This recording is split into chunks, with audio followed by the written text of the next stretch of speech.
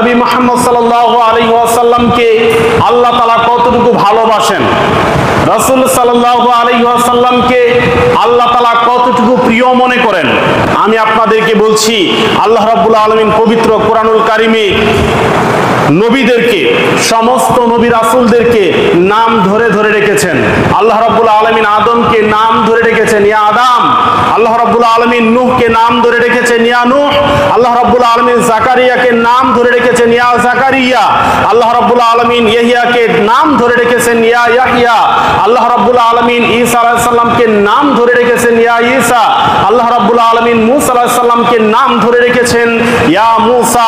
এইভাবে করে নবী মুহাম্মদ সাল্লাল্লাহু আলাইহি ওয়াসাল্লামের আগে আদম থেকে নিয়ে একেবারে শেষ পর্যন্ত যত নবী রাসূলগণ পৃথিবীতে এসেছেন, সমস্ত নবী রাসূলগণকে আল্লাহ রাব্বুল আলামিন নাম ধরে রেখেছেন।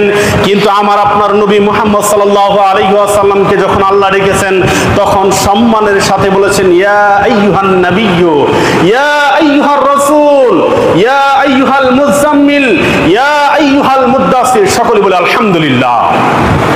আল্লাহ রাব্বুল আলামিন নবী মুহাম্মদ সাল্লাল্লাহু আলাইহি ওয়াসাল্লামকে কতটুকু ভালোবাসেন, কতটুকু সম্মান করেন, কতটুকু ইজ্জত করেন, তার বাস্তব প্রমাণ হচ্ছে এটা।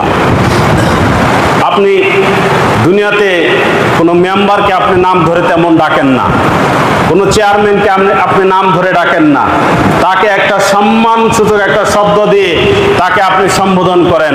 আল্লাহ রাব্বুল আলামিন নবী মুহাম্মদ সাল্লাল্লাহু আলাইহি ওয়াসাল্লামকে নাম ধরে ডাকেন নাই।